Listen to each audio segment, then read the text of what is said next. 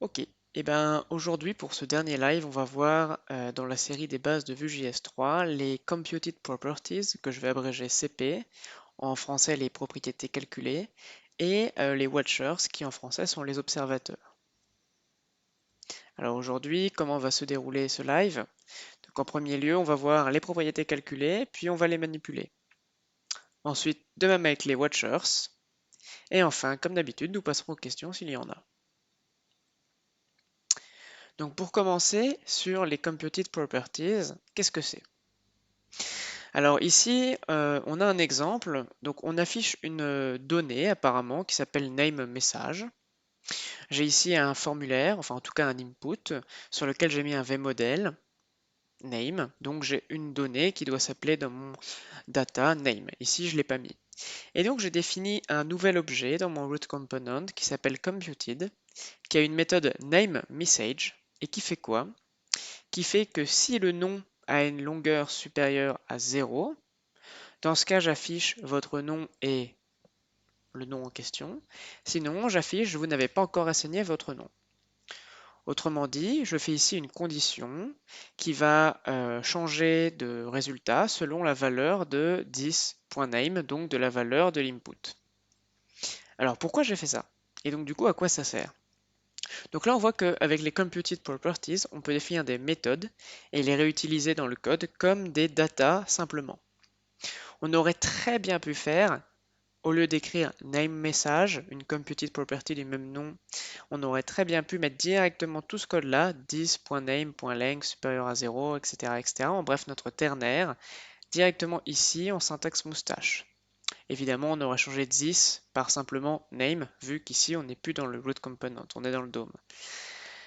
En fait, le principal avantage de faire ça, c'est quoi? C'est qu'on simplifie l'affichage dans le HTML. Les computed properties servent entre autres à ça. Mais alors à quoi elles servent également?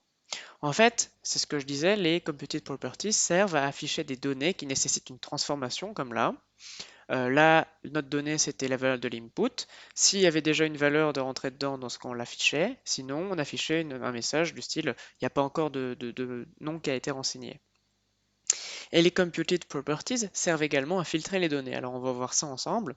Ça permet notamment, lorsqu'on va utiliser vFor, de pouvoir faire vFor sur non pas toute la liste, mais une partie de la liste qu'on aura sélectionnée avant.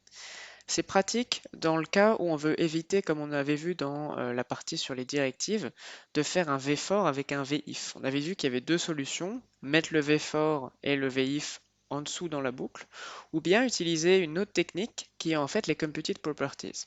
On va voir ça juste après. Donc justement, passons à la manipulation des computed properties. Donc ça, c'est le code qu'on avait hier. Pour rappel, voici le résultat. Ce qu'on avait fait hier, c'est simplement qu'au clic sur sélectionner, on avait le formulaire qui s'affichait ici. Alors ce qu'on avait fait, c'est qu'on voulait afficher ici ma sélection pour Antoine Creuset, par exemple.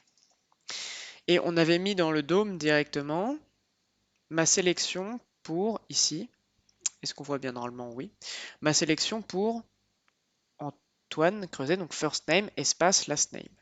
On pourrait utiliser une computed properties ici pour réagir. C'est ce qu'on va faire ici pour tester. Donc comme je l'ai dit, les computed properties, c'est un nouvel objet au même titre que les méthodes qu'on va mettre dans notre composant computed. Et dedans, on va définir des méthodes, comme pour les méthodes, tout simplement.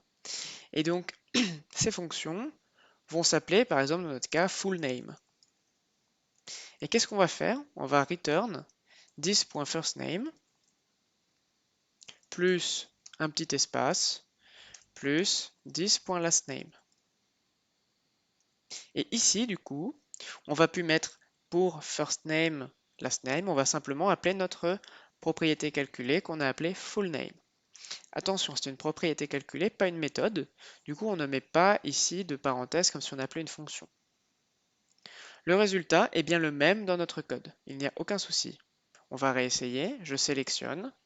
Je renseigne mon nom, Antoine. Et voilà, ça marche très bien. Donc c'est en général à privilégier pour éviter, comme je disais, d'avoir un HTML un peu trop plein. Là, c'est un exemple minimaliste, mais qui permet de bien comprendre les computed properties. J'ai dit également que ça permettait de faire un tri, si on peut dire. Alors, je vais prendre un tout autre exemple.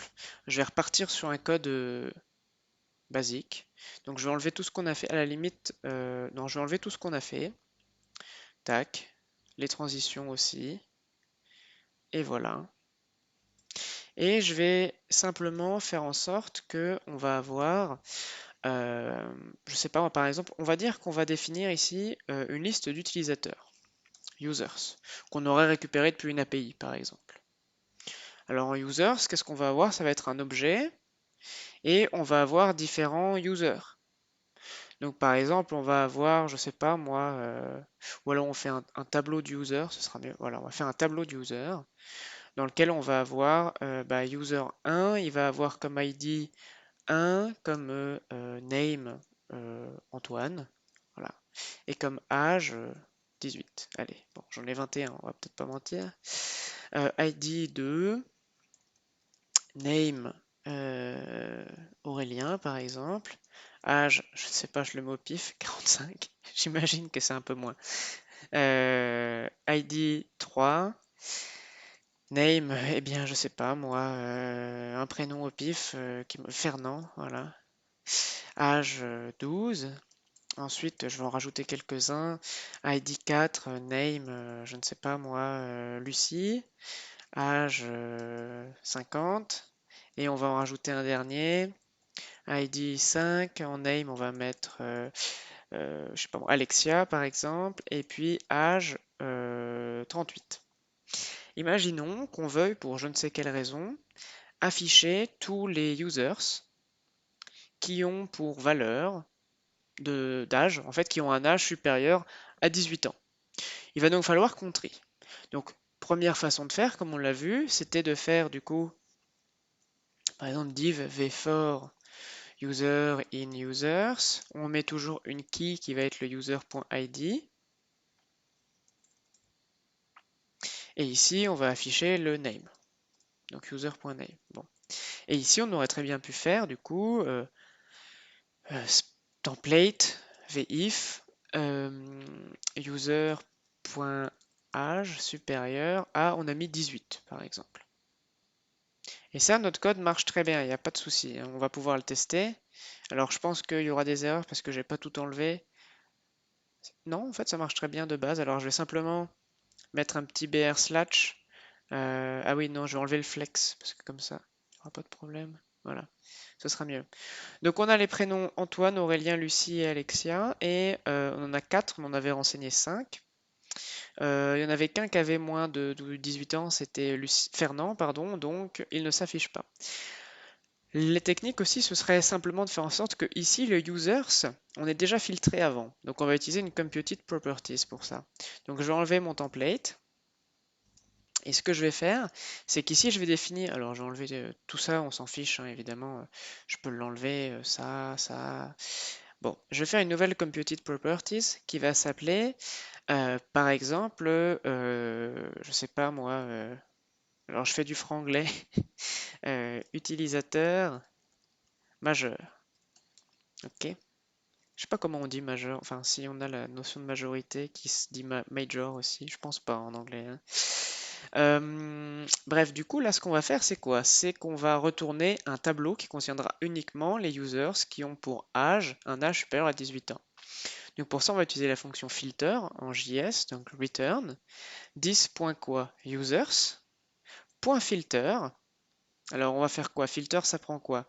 Ça prend le user qu'on vient d'avoir, qu'on est en train d'itérer, et on va mettre une condition dessus, on va filtrer les utilisateurs qui ont un âge, user.age, supérieur à 18, tout simplement.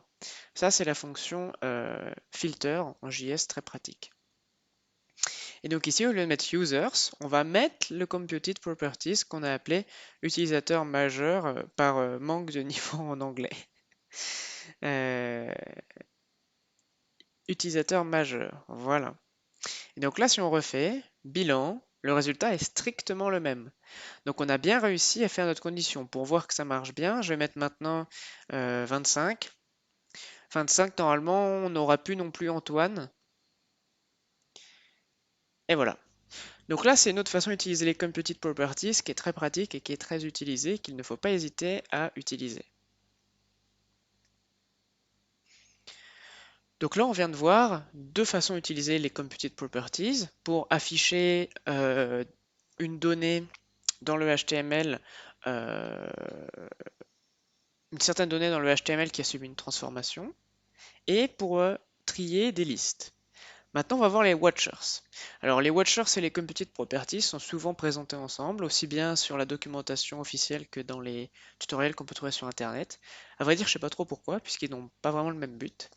Le but des watchers, c'est qu'ils sont, enfin, les watchers en fait sont appelés à chaque fois qu'il y a une modification sur une donnée, à chaque fois qu'il y a un changement sur une donnée. Et donc à chaque fois qu'on a une modification sur une donnée, on peut utiliser un watcher pour, par exemple, vérifier cette donnée ou les envoyer pour un traitement à une API. Et bien d'autres choses. Donc nous, on va les utiliser dans notre projet pour vérifier les valeurs des données renseignées dans le formulaire. C'est-à-dire qu'à chaque fois que quelqu'un va taper une nouvelle donnée dans le formulaire, dans un input, on va tout de suite capter cette modification avec un watcher et on va pouvoir vérifier si cette donnée correspond à nos attentes. Par exemple, si l'email a bien un format d'email, si le prénom a plus de X caractères, etc., etc. Donc on va faire ça. Donc je vais retourner sur mon code de base, c'est-à-dire on va reprendre notre projet. Donc voilà, plein de CTRL Z. Ça va être un peu long. Bon, bah, pendant ce temps-là, s'il y a des questions, n'hésitez pas. Ah, là, je crois qu'on est pas mal. Ah, voilà. Donc là, CTRL Y pour rajouter full name. Et là, du coup, voilà, c'est parfait. Donc là, on repart de où on était tout à l'heure. Hein. Sélectionner et on a utilisé une computed property pour nom-prénom. Alors maintenant, on va utiliser les watchers, c'est ce que je disais. Donc les watchers, pardon, ce sont des méthodes qui prennent deux éléments, la valeur avant modification et la valeur après modification. Les watchers se mettent également dans un objet comme computed, qu'on va appeler watch. Donc qu'est-ce qu'on va regarder? En fait, on va écouter les changements sur la donnée email, last name et first name. Le nom de la méthode doit être le nom de la data qu'on va observer. Par exemple, email. Et comme je l'ai dit, ensuite on a old value et new value. Old value, si on n'en a pas besoin, il n'est pas nécessaire de le mettre. Autrement dit, si on ne veut pas comparer l'ancienne et la nouvelle valeur, on peut l'omettre. Donc on va simplement mettre new value. Et qu'est-ce qu'on va faire ici? Du coup, on a dit qu'on vérifiait la valeur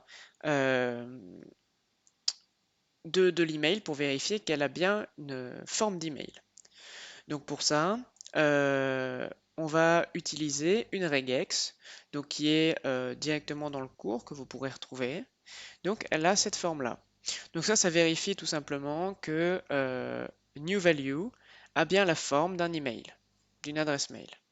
Si c'est le cas, qu'est-ce qu'on fait? On va dire qu'il n'y a pas d'erreur, et dans le cas inverse, on va dire qu'il y a une erreur.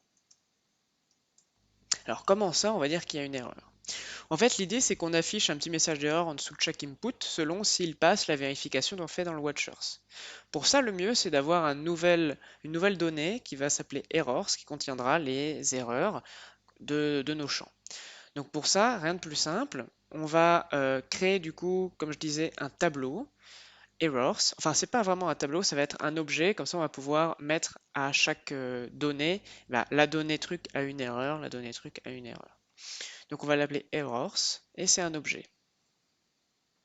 Donc là, qu'est-ce qu'on va faire? On va faire que s'il y a une erreur sur l'email, on va mettre 10.errors email dans ce cas, égale, alors là, si ça passe la validation, il n'y a pas d'erreur, donc rien. Sinon, 10.errors email égale l'adresse email n'a pas un format correct, tout simplement. On va continuer nos watchers pour les faire également sur first name et puis last name. Donc first name, qu'est-ce qu'on va faire? Alors new value. On va faire en sorte que si mon first name, il a une valeur maintenant qui a moins de 2 caractères par exemple, Dans ce cas, on met une erreur, this.errors.firstName. D'ailleurs, firstName, on peut l'écrire aussi bien comme ça que comme ça. Hein. .firstName égale, et ben, par exemple, le prénom est trop court. Et puis sinon, on va mettre que dans ce cas, this.errorsFirstName, il n'y a pas d'erreur, donc on va le remettre à 0. On va faire de même avec le name, donc je vais recopier. Alors ça s'appelait lastName, je crois, notre donnée, donc il faut faire bien attention d'utiliser le même nom. Et donc ici, on va mettre lastName, voilà. Et donc ici, le nom de famille. Le nom est trop court. Très bien. Alors maintenant, il ne nous reste plus qu'à afficher les erreurs s'il y a besoin. Donc en dessous de nos inputs, on va simplement mettre un petit span qui va afficher une erreur s'il y en a. Donc ici, juste là, on va mettre span vif du coup errors.firstName. Donc si on a quelque chose dans notre firstName, on va afficher tout simplement errors.firstName. /span. Et on va faire ça pour chacune de nos données. Donc pour l'email aussi, sauf que là ce sera plus first name mais email. Et également ici, on va mettre non plus first name, mais ici c'est le last name. Voilà. Alors essayons tout ça. Sous réserve que je n'ai pas fait d'erreur de syntaxe, normalement, si je commence à taper, alors je rappelle qu'au début, vu que notre tableau errors n'est pas initialisé, il n'y a pas d'erreur. Mais si je commence à taper une adresse mail A, ça me dit que l'adresse mail n'a pas un format correct. En effet, A, ça n'a pas un format d'adresse mail. Si je continue, Antoine, ça marche. Donc maintenant, je vais rentrer une adresse mail qui a un format correct, antoine.creuset@monsite.com. Hop, plus d'erreur. Notre watcher, ça a bien fonctionné. Si on enlève, ça n'a toujours pas un format correct. Maintenant, ça a un format correct. Faisons un petit essai avec prénom. Je rappelle que ça doit faire plus de 2 caractères, si je me souviens bien. Donc si je commence à taper A, c'est trop court. Ça, c'est bon. Alors c'était plus de 1 caractère en fait, ma condition, vu que c'était inférieur strict à 2.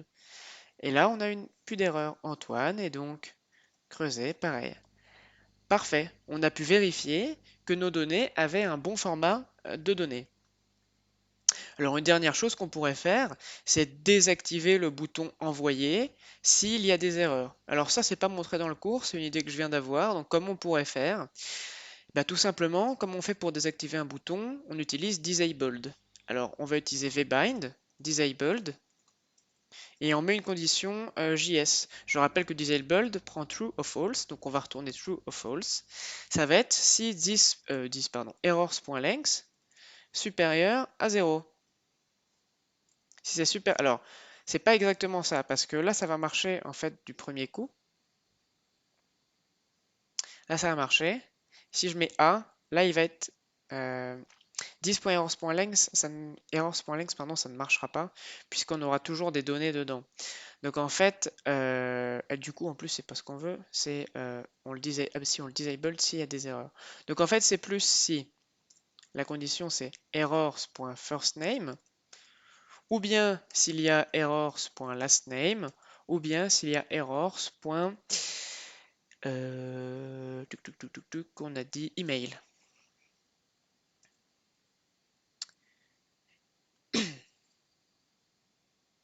Tac, on va réessayer. Donc là, on peut cliquer. Si je mets A, là, il y a une erreur. On voit pas vraiment le résultat puisque de toute manière, il se passe rien. Mais enfin, de toute manière, là, on peut désactiver le bouton grâce à ça. Donc errors nous permet aussi de faire ça. On pourrait très bien mettre un style conditionnel, évidemment aussi. Hein. Par exemple, le mettre rouge s'il y a une erreur. Tout simplement. Donc voilà pour ce qui est des watchers et des computed properties. Donc aujourd'hui, on a pu manipuler ces deux éléments essentiels de vue, à prendre en main vraiment. Je rappelle computed properties qui permettent de soit, on va dire, faire un tri dans une liste, de manière ensuite à afficher uniquement les éléments qu'on veut avec vfor, soit à afficher une donnée qui a subi une transformation. Le computed properties sera mis à jour à chaque fois que la donnée aura changé.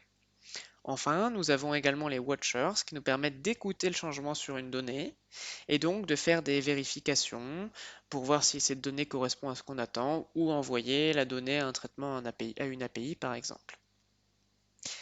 Donc voilà au niveau des Computed Properties et des Watchers. Pour aujourd'hui, on a terminé tout ce qu'on devait voir et on a également terminé notre projet, du coup, notre fil rouge qui nous aura tenu durant toute la série sur les bases de Vue.js 3.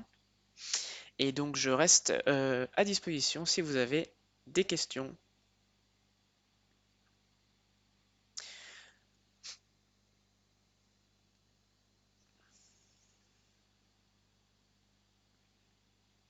Ok, il n'y a pas de questions. Très bien.